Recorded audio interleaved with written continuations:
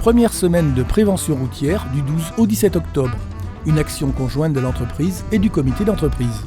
Parmi les nombreuses animations, la découverte d'un nouveau mode de déplacement avec les essais de nos Zoé électriques et des essayeurs conquis par le silence et la souplesse de conduite. Tu t'es vu quand t'as bu ? Non ? Eh bien rien de tel que ces lunettes qui reproduisent la vision après quelques verres de trop. Une évidence, les choses ne sont plus exactement là où on croit les voir. À ce stade, il y a longtemps qu'il n'est plus question de prendre le volant. La ceinture de sécurité, tout le monde la met bien sûr. Mais encore faut-il savoir la placer correctement. Et la bonne place, c'est au niveau de la ceinture du pantalon. Ne pas oublier de l'attendre. Conduire en sécurité, c'est savoir anticiper afin d'éviter de se trouver en situation d'urgence. Le simulateur de conduite analyse notre comportement face à l'imprévu. Il permet aussi de mesurer l'apport bénéfique des nouvelles technologies au service de la sécurité. Ainsi, avec l'ABS, il reste possible de maîtriser sa trajectoire même au cours d'un freinage énergique.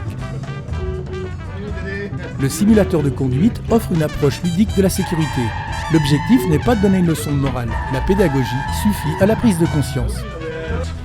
Et ça, généralement, ça met en évidence et les gens comprennent assez bien qu'une voiture ne s'arrête pas tout de suite, qu'il lui faut du temps déjà au conducteur pour réagir et puis ensuite à la voiture pour s'arrêter.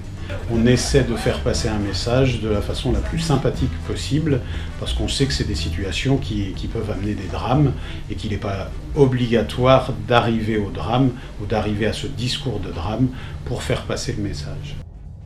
Une dizaine de motards ont participé à un stage de remise à niveau organisé conjointement par l'entreprise et le comité d'entreprise. Toujours en équilibre et sans carrosserie pour les protéger, les conducteurs de deux roues sont parmi les plus exposés au risque de la circulation.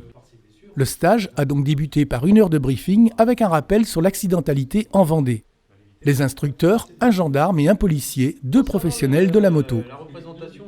En moto, tout est question d'équilibre. Faire corps avec la machine pour mieux la maîtriser et se concentrer sur la conduite.